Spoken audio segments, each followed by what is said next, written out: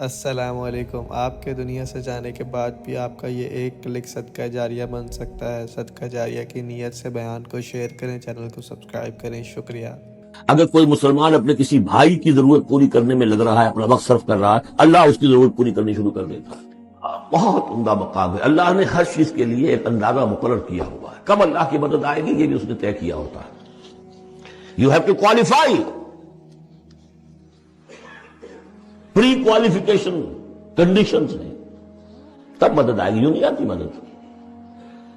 اپنا سب کچھ لگا دو، پھر کہو کہ اللہ میری 15 برس کی کمائی کل میدان میں نے ڈالی ہوئی ہے، 15 برس کی کمائی، دن کی اور رات کی کوششیں ہیں میری، صبح اور شام کی کوششیں ہیں میری، 15 برس وہ میدان میں نے لا کے ڈال دی ہے۔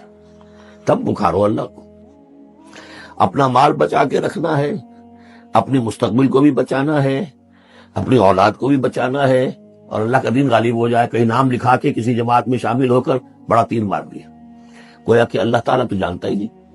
خود حضرت ابو بکر کا جو حال ہو گیا تھا کہ حضور اگر انہوں نے ذرا بھی دیکھ لیا، نیچے اپنے قدموں کی طرف بھی نگاہ ڈالی تو ہم نظر آ جائیں گے، آپ نے فرمایا لا تحزن ان اللہ معنا، راستہ نکالتا اللہ۔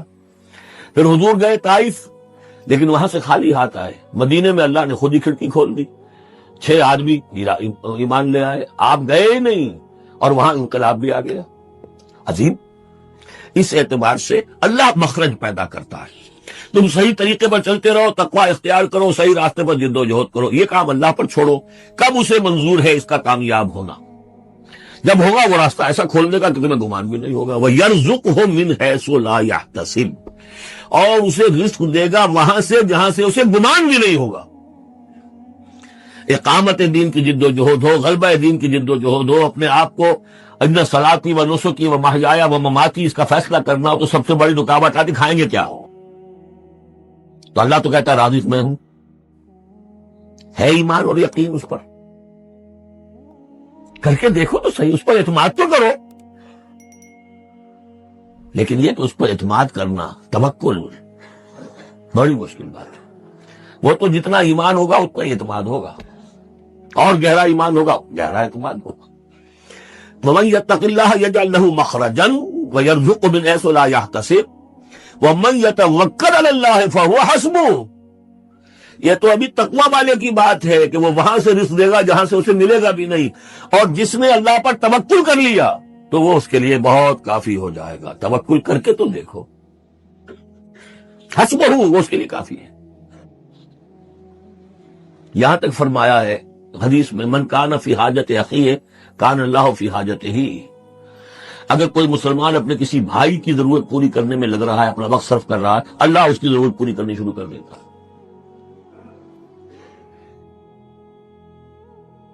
فکر ماں در کار ماں ہزار ماں، کار ساز ماں بے فکر کار ماں، یہ فارسی شاعری کے اندر یہ دینی حقائق ہیں۔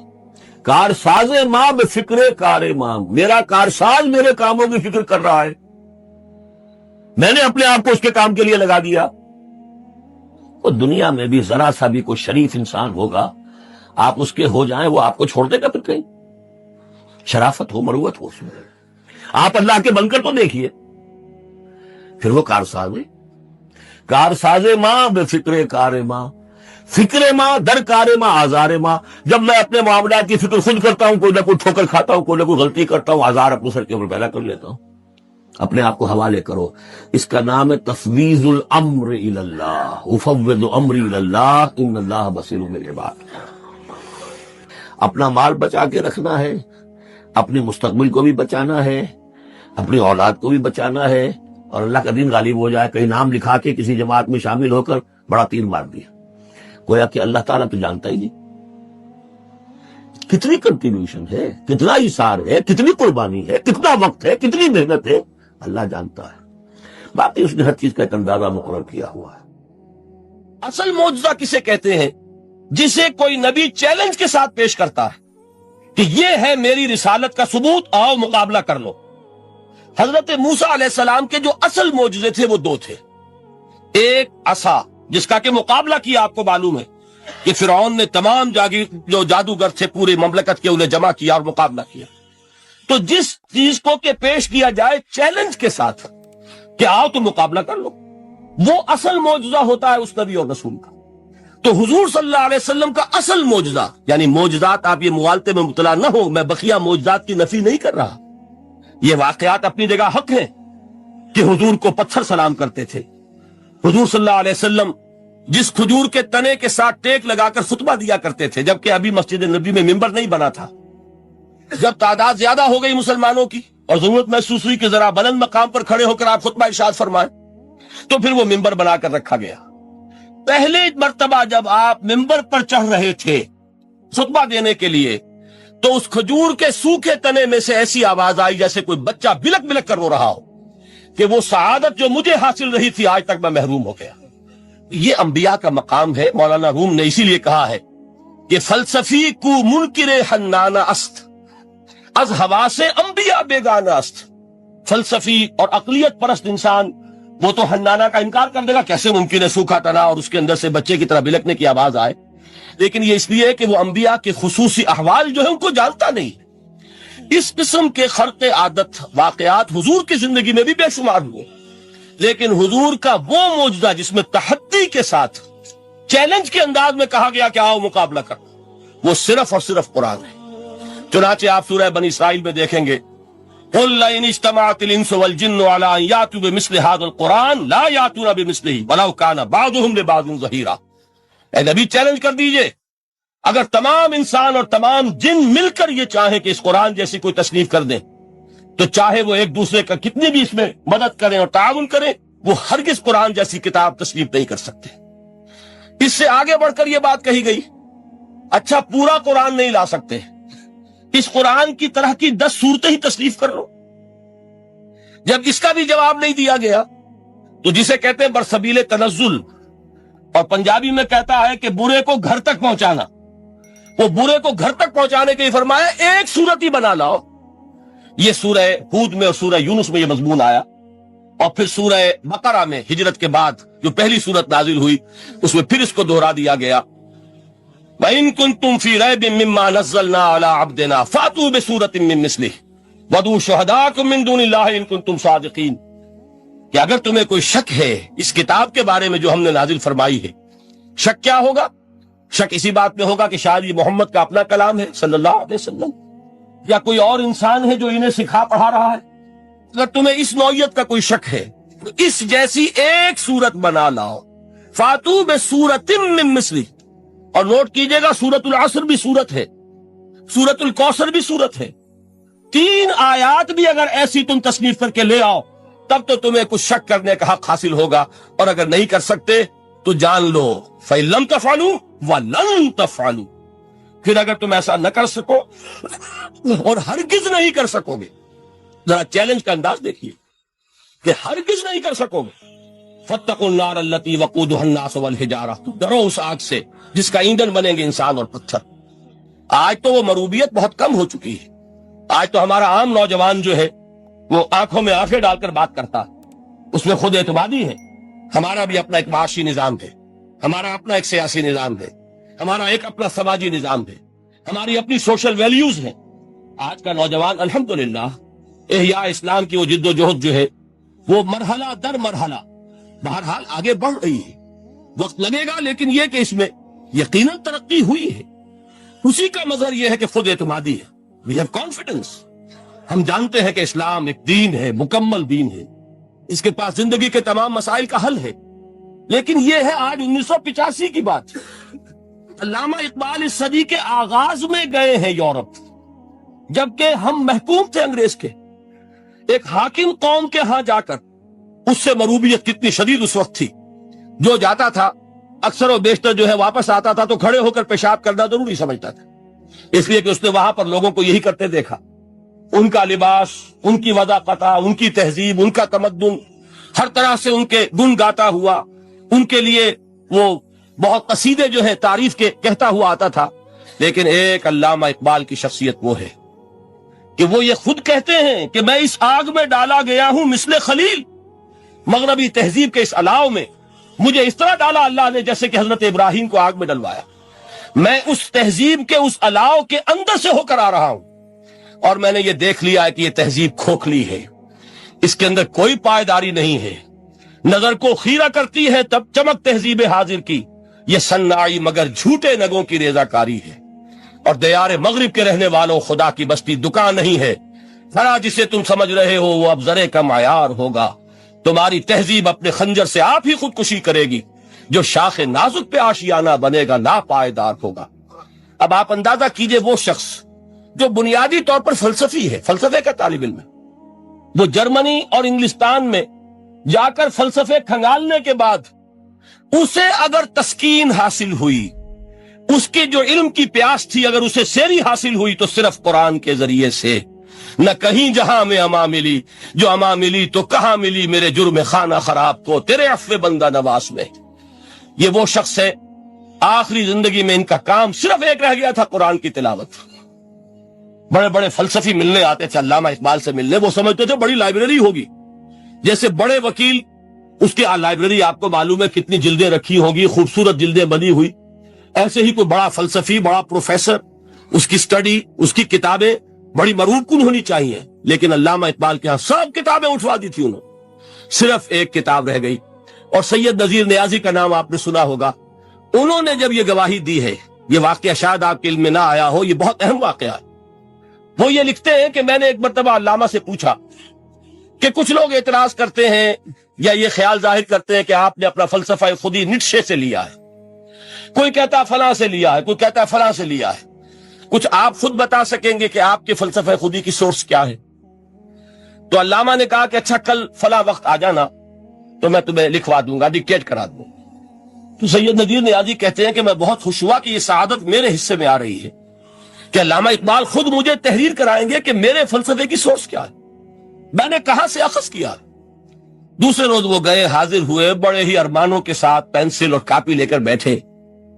علامہ نے فرمایا ذرا قرآن مجید نکال لاؤ۔ تو قرآن مجید لائے، حیران ہوئے، یہ فلسفے کا سورس مجھے ڈکٹیٹ کرانے چلے تھے، یہ قرآن مجید کہہ رہے۔ کہا کہ ذرا سورۃ الحشر اس کا آخری رکوع، وَلَا تَكُونُوا كَالَّذِينَ نَسُوا اللَّهَ فَأَنسَاهُمْ أَنفُسَهُمْ أُولَٰئِكَ هُمُ الْفَاسِقُونَ۔ اے لوگوں، ان لوگوں کے مانند نہ ہو جانا جنہوں نے اللہ کو بھلا دیا تو اللہ نے انہیں اپنی خودی سے غافل کر دیا، اپنے آپ سے بیگانہ بنا دیا، یہی ہیں لوگ جو فاسق ہیں۔ علامہ نے کہا میرے فلسفے کی سورس یہ میں آپ کو بتانا چاہتا ہوں۔ اس معنی میں کہتا ہوں کہ اس دور میں علامہ اقبال کی شخصیت کو میں اعجاز قرآن کا سب سے بڑا مظہر سمجھتا ہوں۔ ایک شخص 20ویں صدی عیسوی کی شخصیت، اور پھر یہ کہ وہ کہیں مسجد اور کسی مدرسے کے ماحول میں پلا بڑھا نہیں ہے، بلکہ اسکولوں اور کالجوں میں اور یونیورسٹیوں میں، اور صرف ہندوستان میں نہیں، انگلستان اور جرمنی کی یونیورسٹیوں میں رہا، جس نے اپنا لوہا منوایا ہے۔ وہ شخص اگر یہ کہتا ہے کہ میرے لیے فکر کی بنیاد، میرے فلسفے کی سورس، میری تمام سوچ کی رہنمائی جو ہے وہ اس کتاب نے کی ہے، تو معلوم ہوا کہ واقعتاً یہ قرآن مجید آج بھی معجزہ ہے۔ یہ بات تو ہوئی فلسفے اور فکر کے اعتبار سے۔ دوسرا پہلو جو اپلائیڈ پہلو ہے اس دور کے اعتبار سے وہ اہم تر ہو گیا ہے۔ انسان کے لیے جو پیچیدہ تمدنی مسائل ہیں، سیاسی مسائل کو کیسے حل کیا جائے، معاشی مسائل کا حل کیسے ہو، سماج میں توازن کیسے ہو، مرد اور عورت کے درمیان توازن کیسے ہو، ہوتا کیا ہے یا عورت بھیڑ بکری کی طرح کی ملکیت بن جاتی۔ ہمارے ہاں اردو میں جو اس کا محاورہ ہے کہ جوتی کی نوک، یہ اس کی حیثیت ہو جائے گی، یا دوسری طرف عورت کلوپیٹرا بن کر قوموں کی قسمتوں سے کھیلے گی۔ دنیا میں یہ دو انتہائیں ہوئیں، کہاں نقطہ عدل کہاں ہے، کیسے بیلنس جو ہے اسٹرائک کیا جائے، مردوں کے حقوق اور فرائض اور خواتین کے حقوق اور فرائض، اس میں صحیح ترین ایکویشن ہے کیا؟ اسی طریقے سے فرد اور اجتماع، فرد اور ریاست، یا تو یہ کہ انسان کی انفرادی آزادی اتنی جا رہی ہے، مادر پدر آزاد، جس کا مظہر یہ ہے کہ آج انگلستان میں دو مرد بھی میاں اور بیوی کی حیثیت سے رہ سکتے ہیں، قانون تسلیم کرے گا ہسبینڈ اینڈ وائف، ان کو وہی حقوق حاصل ہو، یہ ہے وہ آزادی۔ جب ترکی میں اسلام کے آئلی قوانین بھی منسوخ کیے، نوٹ کیجئے اس کو، یہ اسی صدی کے وہ صدمے ہیں جو ہم نے اٹھائے ہوئے ہیں، اور گاہے گاہے باز خواہی قصہ پاری نہ رہا، تازہ خواہی داشت کنگر داغ ہائے سی نہ رہا۔ اس صدی میں کیا نہیں ہوا؟ عربوں کی ریوولٹ ترکوں کے خلاف، ان کے پیٹھ میں جو خنجر گھونپا، اور ایک انگریز ایک کرنل لارنس کی وہ ساری شرارت، اس کے نتیجے میں ایک عظیم مملکت عثمانیہ، سلطنت عثمانیہ، دی گریٹ آٹومان امپائر، اس کے چیتڑے اڑ گئے، اور اس کے بعد وعدے کیے تھے عربوں سے کہ ہم تمہیں حکومت دیں گے. ہوا کیا کہ ان کے چھوٹے چھوٹے ٹکڑے کیے اور تقسیم کر لیے. مغربی سامراج کا دور شروع ہو گیا. اس کا ایک رد عمل مصطفیٰ کمال پر اس درجے شدید ہوا، اس نے ہر چیز جس کا تعلق عربوں سے تھا اس کو ختم کر دیا، ملک بدل کر دیا. عربی میں اذان نہیں ہوگی، عربی میں نماز نہیں پڑھی جائے گی. اور اسی کے ضمن میں یہاں تک گیا کہ فیملی لاز بھی رومن لاز جو ہے وہ نافذ کیے. تو یورپ کے اخبارات نے اس وقت یہ طنز کیا تھا مسلمانوں پر، یہ مسلمان عجیب قوم ہے، کہتے یہ ہے کہ ہمارے پاس دنیا کا بہترین ضابطہ ہے، بہترین قانون ہے، ہمارے قانون سے بہتر کسی کا قانون نہیں. اور حال یہ ہے کہ فیملی لاز کے لیے بھی یہ ہم سے بھیک مانگ رہے ہیں، ہم سے وہ قوانین لے کر اپنے ہاں نافذ کر رہے ہیں. آج بدقسمتی سے اکثر و بیشتر مسلمان ممالک کا حال یہی ہے.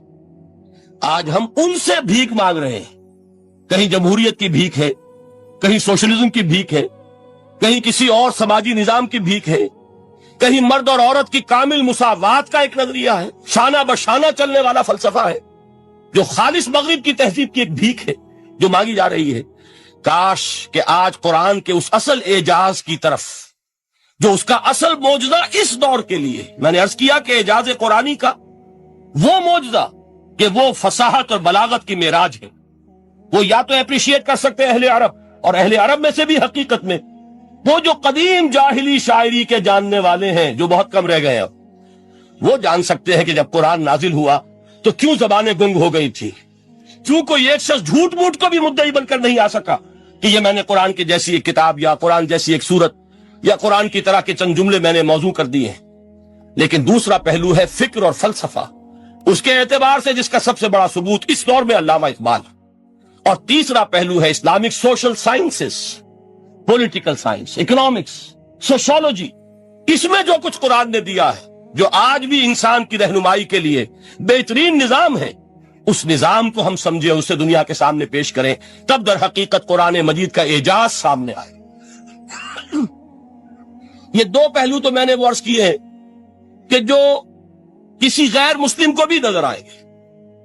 قرآن کا پریزروڈ ہونا، اس کی انٹیگریٹی، اوتھینٹسٹی، یہ چیزیں وہ ہے کہ جو سب نے مانی.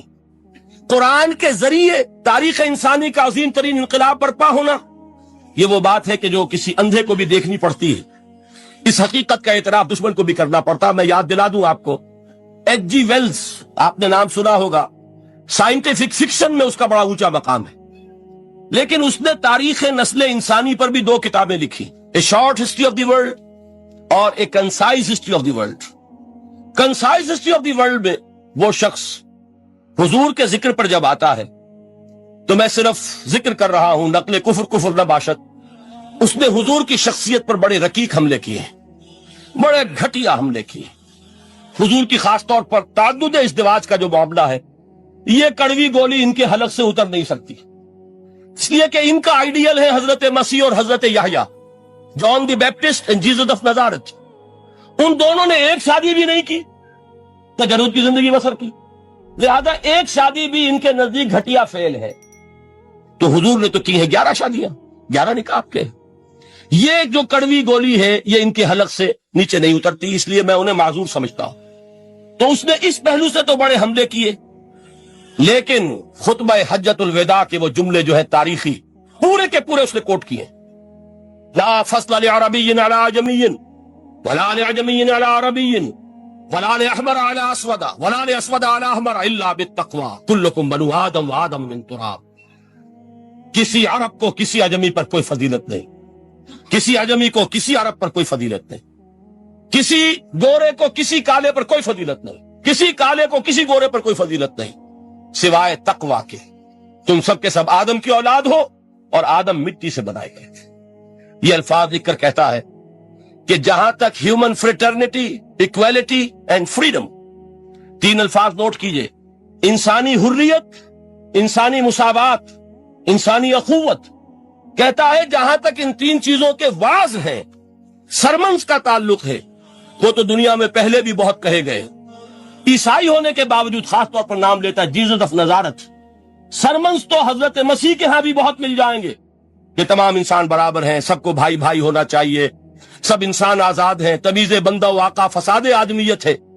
لیکن وہ کہتا ہے کہ یہ ماننا پڑتا ہے تاریخ انسانی میں پہلی مرتبہ ان اصولوں پر ایک انسانی معاشرہ قائم کیا محمد نے صلی اللہ علیہ وسلم. یعنی حضور کے ساتھ یہ معاملہ ایمپٹی سلوگنز کا نہیں، یہ صرف واز نہیں ہے، یہ صرف سرمنز نہیں ہے، یہ ایمپٹی سلوگنز نہیں ہے. He translated these things into actuality. ایک حقیقت، ایک واقعہ کی شکل دی ہے محمد نے صلی اللہ علیہ وسلم. وہ معاشرہ پیدا کیا جس میں انسانی اخوت، انسانی مساوات اور انسانی حریت، یہ تینوں اقدار بتمام و کمال موجود تھی. یہی وجہ ہے اس صدی میں نوٹ کیجئے گاندھی جی، موہن داس کرم چند گاندھی، جس کو آج پوری دنیا میں تسلیم کیا جاتا ہے، عالم عرب میں بھی مہاتما گاندھی کی بڑی عزت ہے. پنڈت نہرو کا کسی زمانے میں استقبال ہوا تھا ریاض میں، تو ہمیں بہت غصہ آیا تھا کہ مرحبا برسول السلام، welcome to the prophet of peace. یہ الفاظ تھے کہ جن سے پنڈت نہرو کا استقبال ہوا تھا. غصہ ہمیں بہت آیا، یہ رسول کا لفظ استعمال کر دیا انہوں نے. بعد میں ہم نے سوچا بھائی رسول کے معنی ان کے ہاں ایلچی کے ہیں، تو انہوں نے اس کو اپنی جو بھی غلطی میں سمجھا یا صحیح سمجھا اس کو چھوڑ دیجئے، میں کوئی سیاسی گفتگو نہیں کرنا چاہتا. انہوں نے سمجھا کہ یہ شخص اس وقت امن کا پیغام بر ہے، لہذا اس کو ویلکم کیا. بہرحال گاندھی جی کا جہاں تک معاملہ ہے، آپ کے علم میں ہے کہ پوری دنیا میں اس شخص کی عظمت کو تسلیم کیا گیا ہے. ہمارا معاملہ ہندوستانی مسلمانوں کا معاملہ یہ دوسرا ہے. وہ تو آپ کو معلوم ہے کہ جوتا جسے کاٹتا ہے اسے پتا چلتا ہے کہ یہ جوتی کاٹ رہی ہے. قرآن کا ایک حصہ دوسرے حصے کی تفسیر کرتا ہے. سورہ اعراف میں واقع آیا ہے کہ حضرت موسیٰ علیہ السلام کا آپ کو معلوم ہے کہ کوہ طور پر اللہ تعالیٰ سے ہم کلامی کا شرف حاصل کرتے تھے. گفتگو ہو رہی ہے لیکن اللہ نظر نہیں آ رہا.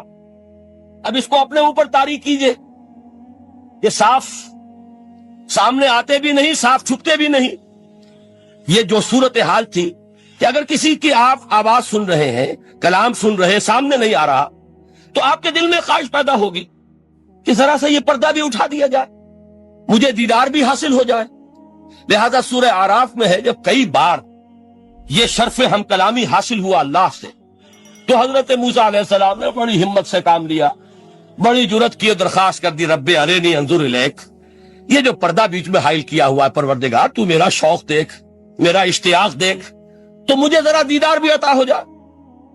اس پر کیا بات کہی گئی؟ لن ترانی، موسیٰ تم مجھے ہرگز نہیں دیکھ سکتے، تم اس جسد ظاہری کے ساتھ، اس جسد مادی کے ساتھ، ان عنصری آنکھوں سے میرا دیدار نہیں کر سکتے. ولیکن انظر الی الجبل، دیکھو ہم تمہیں ایک مثال دیے دیتے، ذرا اس پہاڑ کی طرف دیکھو، ہم اپنی ایک تجلی اس پر ڈالیں گے. فَإِنِ اسْتَقَرَّ مَكَانَهُ فَسَوْفَ تَرَانِي، اگر وہ پہاڑ ہماری تجلی کو جھیل جائے، تحمل کر لے، تو تم بھی سوچنا کہ شاید ہمیں دیکھ سکو. اس کے بعد ہوا کیا؟ فَلَمَّا تَجَلَّى رَبُّهُ لِلْجَبَلِ جَعَلَهُ دَكًّا وَخَرَّ مُوسَىٰ صَعِقًا. جب اللہ تعالیٰ نے پہاڑ پر اپنی ایک تجلی ڈالی تو وہ پہاڑ جو ہے پھٹ گیا. اور موسیٰ، اب دیکھیے براہ راست تجلی موسیٰ پر نہیں ہے، یہ انڈائریکٹ مشاہدہ ہے تجلی ربانی کا کہ جو پہاڑ پر ہوئی ہے، اور پہاڑ کی جو کیفیت ہوئی ہے اس کے مشاہدے سے حضرت موسیٰ بے ہوش ہو کر گر گئے. وَصَعِقَ مُوسَىٰ خَرَّ مُوسَىٰ صَعِقًا. یہ ہے وہ مثال جو یہاں دی ہے قرآن کے لیے. لَوْ أَنزَلْنَا هَذَا الْقُرْآنَ عَلَىٰ جَبَلٍ لَرَأَيْتَهُ خَاشِعًا مُتَصَدِّعًا مِّنْ خَشْيَةِ اللَّهِ. نتیجہ کیا نکلا؟ انفر کیجئے، استدلال، استنتاج. نتیجہ یہ نکلا کہ جو تاثیر تجلی ذات ربانی کی ہے وہی تاثیر کلام ربانی کی ہے. صرف یہ ہے کہ ہمیں اس کا شعور نہیں، ہمیں اس کا ادراک نہیں.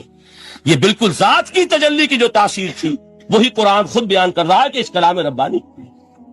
اس کو بھی علامہ اقبال نے خوب کہا ہے، فاش گویم آنچ در دل مزمرست، صاف کہہ دیتا ہوں جو کچھ میرے دل میں ہے. این کتابیں نیش چیزیں دیگرست، اسے کتاب نہ سمجھ بیٹھنا قرآن کو، یہ کتاب نہیں ہے، کچھ اور ہے. کچھ اور کیا ہے؟ مثل حق پنہاؤ ہم پیداستو، زندہ پائندہ گویاستو. یہ تو جیسے اللہ تعالیٰ کی ذات ہے مثل حق، ذات حق سبحانہ و تعالی کی طرح یہ زندہ ہے، پائندہ ہے. مثل حق پائندہ ہو گو یاستو، یہ جو ہے زندہ ہے، یہ متکلم ہے، کلام نہیں ہے. کل صفات ربانی. السلام علیکم. آپ کے دنیا سے جانے کے بعد بھی آپ کا یہ ایک کلک صدقہ جاریہ بن سکتا ہے. صدقہ جاریہ کی نیت سے بیان کو شیئر کریں، چینل کو سبسکرائب کریں. شکریہ.